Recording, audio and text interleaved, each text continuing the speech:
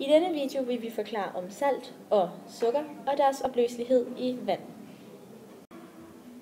Salt består af en syrerest og en metalion, som danner salt og sidder i et iongitter, og derfor danner krystaller.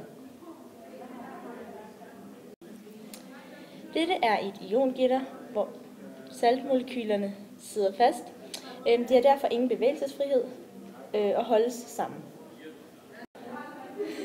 I et molekyl sidder atomerne sammen med elektronparbindinger og deler derfor elektroner, så de opfylder et tetraeden. Sukker eller sukrose består af 8 hydroxygrupper, som kan danne hydrogenbindinger med hinanden. Nogle molekyler holdes sammen af hydrogenbindinger.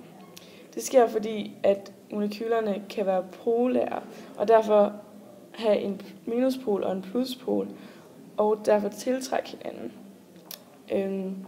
Disse hydrogenbindinger leder til nogle specifikke kendetegn, som er ret specielle. For eksempel har vand et meget højere smeltepunkt og kogepunkt end forventet, og overfladespænding, fordi molekylerne holder sammen.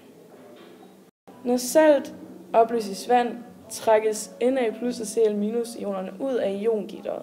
Og det sker fordi, at H2O er polært, derfor har en plus og en minuspol. Ionerne har nu fri bevægelse. Fordi sukker indeholder hydroxygrupper, kan de også indgå og skabe hydrogenbindinger til andre sukkermolekyler. Når sukkeret opløses i vand, danner vandmolekylerne hydrogenbindinger til sukkermolekylerne.